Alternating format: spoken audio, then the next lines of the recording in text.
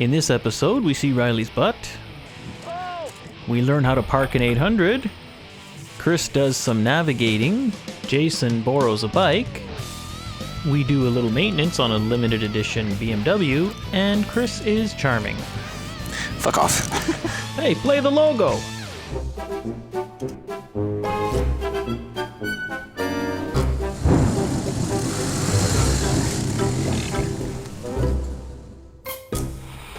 Well, it was a beautiful, hot July day when Chris, Riley, and Jason headed out along Highway 15 north of Montreal looking for somewhere to ride when we spotted this interesting-looking gravel road.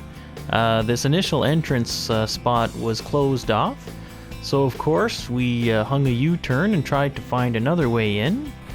And Chris was up in front when he spotted this little driveway.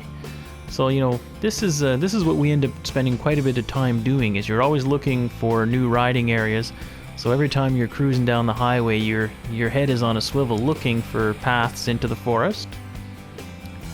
We could see on our right there was a hydro line, and a hydro line is always a good sign. Finally, we found a road that wasn't blocked off or marked private property, so we decided to head up and take a look. And we kind of came up on this big plateau with all these hydro towers, and we were quite hopeful that this would run on for quite some time, but in pretty short order it came to this big drop-off. And this is where it can get frustrating, because you have certain areas where you know there are trails, but it can get a little monotonous always riding the same trails. But when you start looking for new trails, you spend a lot of time dealing with dead ends and private property. We could see that one of the reasons they had this fenced off was there was a huge quarry here, which I'm sure you wouldn't want to fall into. Okay. So we decided to head back to Saint-Donat, to the hydro line that we had done in June. Okay. A quick hand clap to sync the cameras, and we were off. Chris and I had a track from June when we were here with all 5 members, and we also had an old route from about 10 years ago. So we headed off down this trail. Now this trail initially starts off relatively flat, going through the woods. And on this run I decided to mount the camera back on my luggage rack to get a little bit of a different perspective. Chris had his GoPro mounted on the left side of his helmet, which is the best spot because you can operate it with your left hand and you can still keep your right hand on the throttle. And then he came to the first little rocky hill climb. It was a little more washed out than we remembered from about a month ago. And you'll see Chris get a little sideways here. We tried to leave a little bit of space between us, but Chris was blocking the trail here, so I had to stop. Almost fucking lost it. And then Chris got going again. And no problem with the rest of that climb. And here the old GoPro once again just keeps on taking a beating. And then we popped out into the hydro line. We took a little break while we were waiting for Jason to catch up. And remember, Jason's only been riding off-road now for about a month. My mirror came loose again. Now, Chris and I both love our double-take mirrors, but you've got to put that red Loctite on the threads. After a brief rest, we all headed out. Chris was out in front. I was following Chris, and Jason was tucked in as Tail End Charlie. Now, Chris came to this bridge, which you might remember from our 71-minute-long video of our ride in June, and someone had obviously been here and done some repairs. Yeah, I think we can drive over that now. So Chris headed across to test it out. Yeah, the logs were still a bit loose, but they seemed stable enough.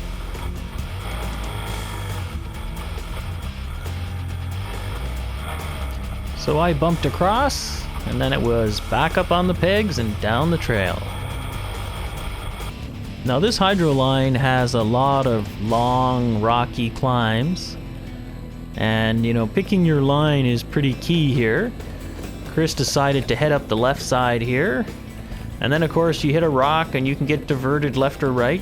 Chris and I both have steering dampers, and that does really help a lot. It's not a magic bullet, but it does certainly lessen fatigue. Now, the HP2 has a more sophisticated suspension than my F800GS you see here, but I'm running some heavier springs up front and a different weight of oil. And as long as I stand up on the pegs and try to keep a relatively stable throttle hand, the old 800 will get the job done. Down below we could see that Jason was having a little trouble, so Chris decided to walk down and give him a hand. It is really hard to get going again when you're stopped on one of these rocky hill climbs. And sometimes your best bet is just to roll backwards and find a flatter spot. Wait, a little more back. Okay. And with a little bit of help, Jason gets the bike up onto this big flat rock. Decides to take a moment to collect himself. You can see the trail looks pretty rough up ahead. It gets a little hairy sort of right up in that middle before the crest. Yeah. And as usual, the camera makes this hill look very flat, but this is the kind of hill you'd actually have a little trouble walking up. But eventually, Jason got rolling,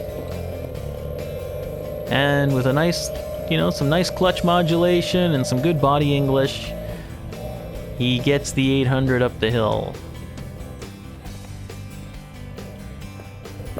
Very nicely done. Here we see Chris back in the lead. And now you'll see me riding up this hill, and this is a good example of what happens. I've kind of picked a line, I hit a rock, now I'm off kind of to the left, hit another rock, and then you're over to the right. So, on these big bikes, you don't have the same amount of finesse as on a small bike. Then we got to this really long, rough downhill. You can see Chris up ahead of me here, and then Chris gets a little too much rear brake and stalls it. And now it's not really fun rolling down this thing. You can tell he's skidding the rear tire. He doesn't want to pull in the clutch to start the bike because then he's going to freewheel down the hill, so he did kind of a dead stick landing. My camera gives you a little bit better perspective on how bumpy this little downhill section was and how big the rocks were. And this is one of those situations where on a big downhill like this, if you know there's some runoff area at the bottom, it doesn't really matter if you carry a little bit of speed. Here we see Chris getting to the bottom, and then it was Jason's turn. Now Jason doesn't have a steering damper, so I think he's been working a little harder on the handlebars than we have today. Steering damper, I want two!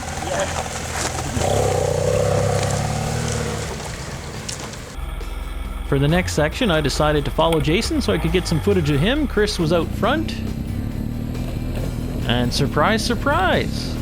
Another kind of rutted out little uphill section.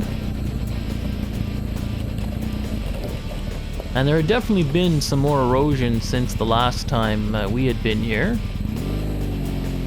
Chris is kind of, taking his time, trying to choose his line.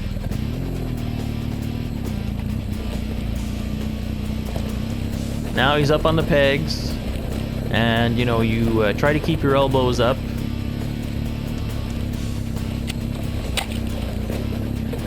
Once again, this would be a hill that would actually take quite a bit of effort to walk up, but it looks relatively flat on the old GoPro. And the HP2 makes it. Now I watched Chris go up, and I kind of thought he'd taken a pretty good line, so I decided to follow in his tire tracks. And you can't see it, but Jason's up ahead of me here, hasn't made it all the way up, and he's kind of blocking the preferred line. So I decide I better scooch over to the right, but then I get a little sideways and I kind of clip the rear of his bike there, just lightly. And then I almost dump it here, but stick out a leg and save it. Did he clip you on the way up? He did. He clipped you. He busted your cap over your leg. Well, that's a small price to pay for getting in my way. Here, I'll play back. You'd probably be best going up the right-hand side here anyway, so go back some more. Yeah, keep going back and... And then with a little nudge from Chris and a little clutch slippage, Jason made it up. And you can see Chris walking up the hill here, which gives you some idea of how steep it was. First injury. A quick survey of the damage. Chris, why did you do that? He was hungry. And then we continued. Here's Chris doing a small little downhill that kind of dumped you out at this culvert. There's a little bit of a ditch here. Chris just kind of rolls right over it. And here I am on the 800. Now I've got a little less ground clearance and a little more beer gut, so I go across a little more dainty. I just kind of scratched my skid plate there. And then yet another little rocky climb. Now I'm waiting at the bottom here to see if Chris makes it all the way up, because if he falls halfway up, it'll block the trail and make it a little more difficult, so I'd rather wait. Also, I can kind of watch the line he's taking and see if it looks like a good route. And Chris managed to claw his way up. Now, previous ride we had gone left at this junction. This time we decided to go right. Now that Chris was out of the way, time to get the 800 up the hill. And I pretty much followed the same route, went over towards the left, and didn't quite work out as well for me. Wow, that's a rare occurrence. I wouldn't say it's rare, but I have been falling a little less. And once again, the Adventure Spec bars did their job. The way the bike was angled, it wasn't that hard just to deadlift it straight up. Those are becoming few and far between now. Now, despite the number of falls I've had, my plastics are in perfect shape because of my Adventure Spec bars, which work great. Not very flexible, as you can see. Try not to hop the big rock in the middle at the top there like I did. I went right over the top of it. And then without too much drama, I got going again. And once again, the key thing on these things is get off the seat and get up on the pegs as fast as you can. And then it was Jason's turn. Uh-oh. There's a greasy spot right there, too. Yeah, that's why I think it's actually probably better off staying to the right.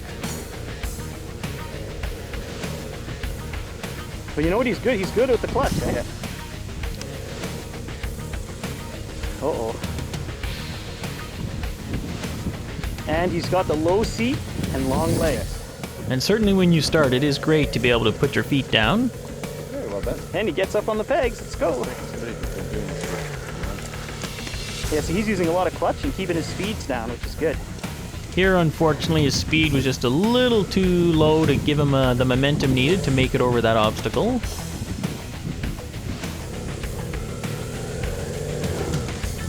He's got it. No. And once you've dug yourself a hole on a 500-pound bike with a half-burned-out TKC 80 on the rear, you are definitely not going anywhere without a push.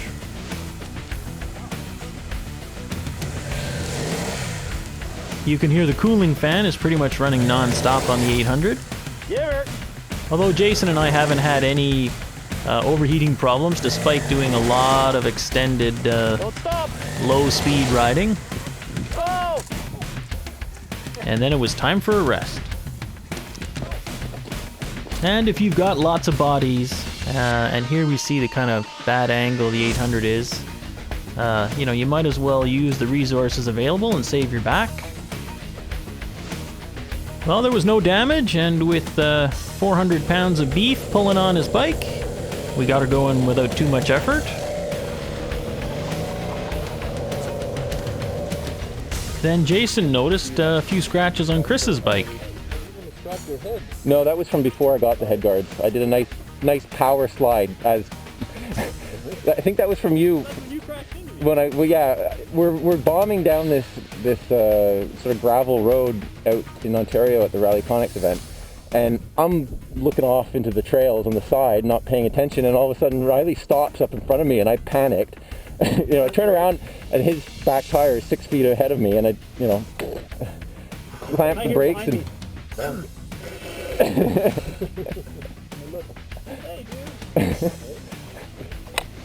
All right.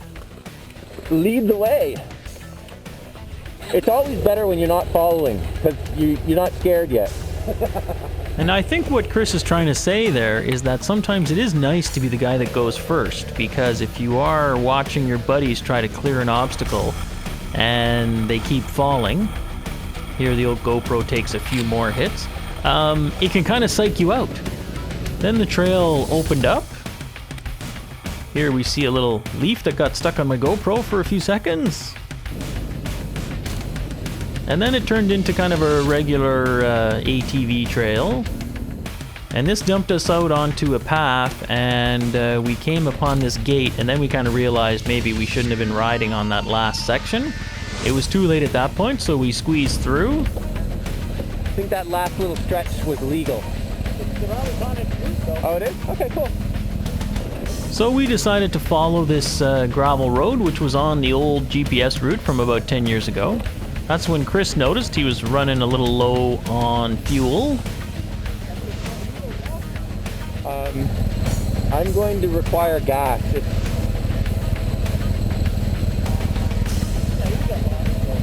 Yeah, but do you have a hose?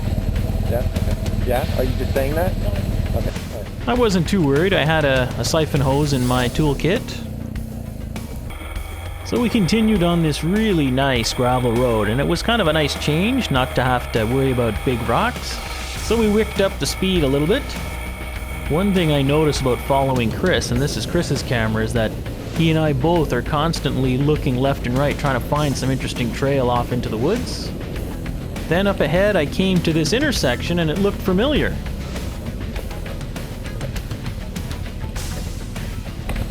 This is where we came out. This is where we came out last time. A month before, when we'd been riding here, we had gotten to this exact same intersection taking a different route. So we decided to follow our old track because we had seen some interesting looking trails and hadn't explored them yet. And it didn't take long for Chris up ahead to see something off to the right here that looked promising. And as usual, we usually miss it and have to swing around. You want to try that? So we headed into what looked like a well-groomed ATV trail. And it still had a few bumpy, rocky, rutted out sections, but nothing too hairy. Here we see Chris crossing a little washout.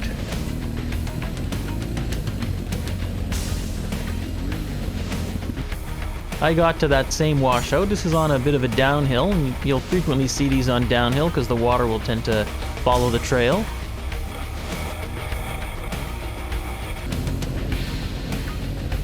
And then, unfortunately, as what happens all too frequently, the trail just peters out into a dead end. So we swung around and, backtracked. Here we are going up that same hill with the washout. And you can see as I'm going up that hill, the bike doesn't quite go where I want it to go, but instead of fighting it, as long as it stays between the ditches, I'm happy. And out in front, Chris had seen another trail heading off into the woods, and the man in front gets to call the ball, so he chose to go right. Now, we'd actually been riding for quite a while at this point, and it was getting pretty hot outside. This is July in Montreal. And sadly, it turned out to be another dead end, so we turned around and Jason had a little trouble getting going. A nice downhill, and then it was back out onto the high-speed gravel. And when the gravel gets a little deep, I do like to stand up. Here we see Chris's camera. As I've said before, we don't go too crazy on these roads because sometimes you can meet a truck coming the other way. And I had driven past this interesting looking intersection, so I gave the sign that we should probably swing around and check it out. Now, most of these trails aren't on the GPS, but the GPS does give us a general direction.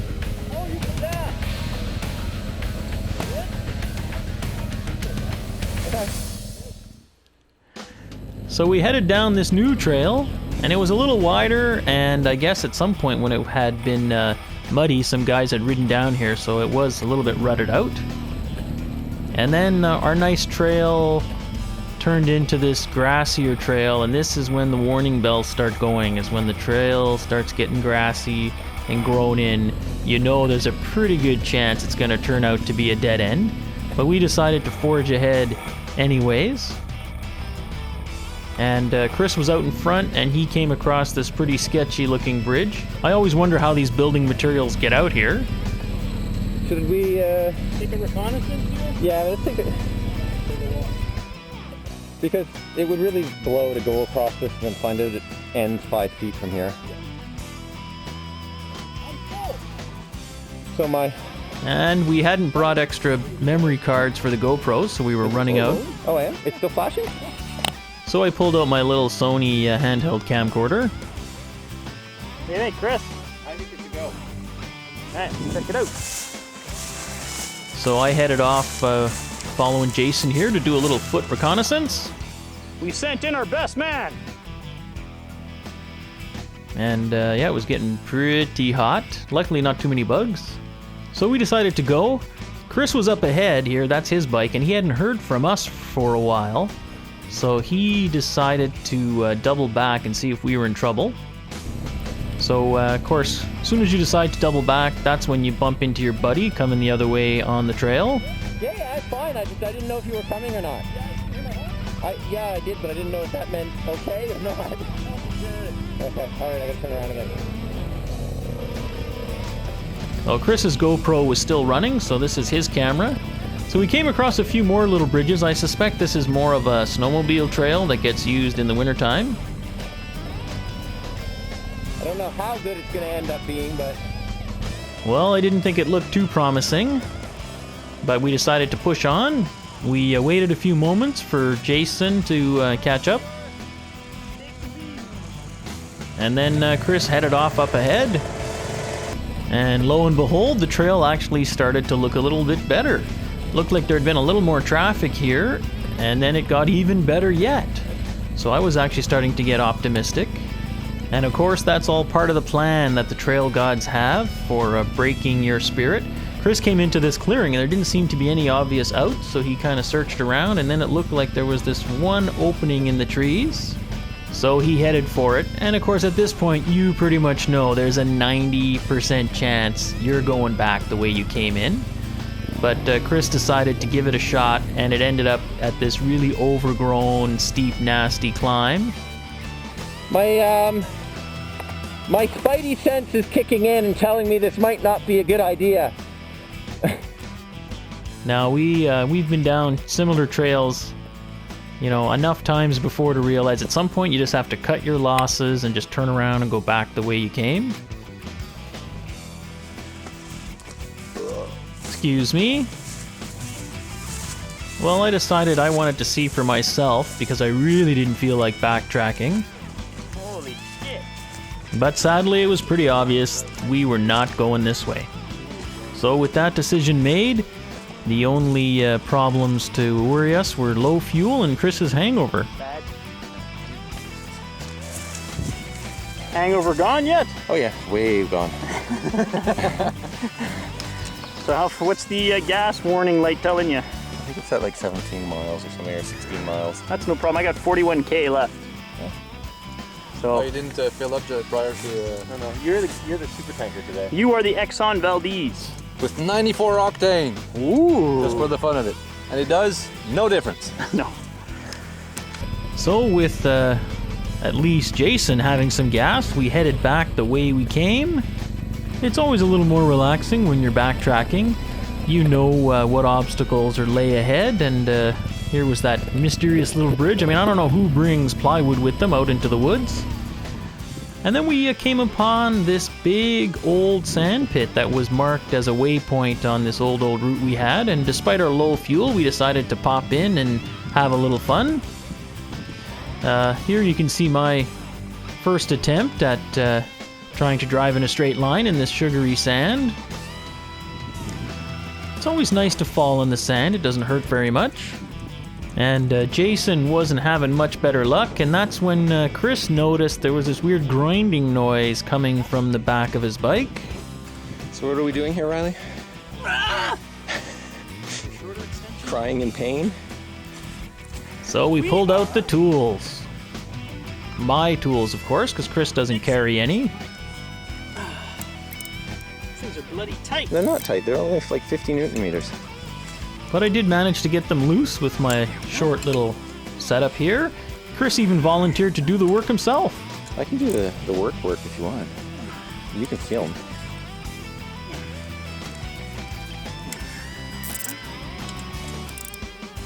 Would you like to film? Then we realized we'd made a miscalculation. Now that we tipped it over, it's not in the shade anymore. but Jason's in the shade. I wonder. Now, because Henrik didn't show up today, Chris had to break down. Breakdown. I'm giving you these, so there's no chance I can get blamed. All right. Nice. Hey, flip it over on the other side. Make sure not to get any sand in it. Need help? Look. Ooh. Yuck. Not like dog doesn't have. All in it. You gotta flip it more. Good. So, Now, I guess I forgot to explain why we're doing this. Chris's rear disc is bent, and it was bent by a branch when we were manhandling his bike out of the woods earlier in the day. the pressed air, I think they're smaller even.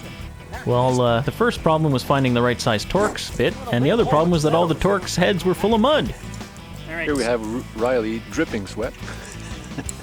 Quite a bit of carnage on the bottom of my swing arm. This is what, you know what Chris really likes when you go like this. Don't, no. Whoa. Gnarly. Chris really does hate it when you do that. You get this. I want a shot of it stripping. No, I'm gonna break your ratchet. That's all right. Did it turn? Something. Yeah. Slip. There it goes. They got Loctite on them. Fuck off. This is how real men do maintenance. Now the key to maintenance is having a clean Environment and proper environment, tools, proper tools, lots of fluids. of which I have none. So tell us what's actually going on here. Why are we doing this? Because there was a branch stuck in my spokes, and we decided to lay the bike down and drag it around, and the branch was wedged against the disc and the wheel, and we bent the disc. Uh-huh. And now the disc is rubbing on the caliper carrier, shaving off metal. So we pulled the rear wheel and now we're pulling the disc off so we can ride home. So we can mount the caliper back on and not have it zip tied to the frame. Okay, I'm pulling the clutch. Rotate that wheel there. Now on the HP2, there's only one orientation of the disc where you can get the ratchet in, so we had to keep turning the disc. Here you see the nice big sand pit, and of course we were worried that one of these bolts was going to strip. You fucking jinxed me. No, really? No, it's really tight. Hey, 357 Magnum. All right. Last bolt. Come on, mother. Oh, I love that noise. It's the noise that says scream metal yourself a little bit? fatigue and shearing. Well, Jason got bored, so I said, hey, why don't you take my bike for a spin? It's got a steering damper. Didn't seem to help him too much.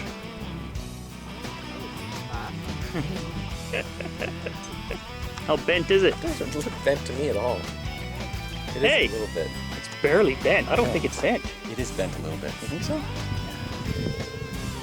But man, why would it be rubbing on the caliper? Is there only one spot it was There's rubbing? only one spot right here. Look at the color from the Yeah, heat. the bluing. You know what? It's probably the The mount. mounting flange. Then I realized I was probably going to miss some excellent footage of someone crashing my bike, so I thought I'd better hustle over there and get some shots of Jason. Yeah, he's looking a little wiggly, but like I said before, it's only his first month or so of riding off-road. Second gear! Second gear!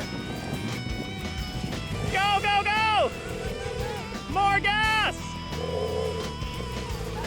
Max it! Well, he didn't have enough speed to make it up the hill, so we decided to turn around and try it again. Man, my bike looks great, doesn't it? Here we see take two. Lovely! Now give her!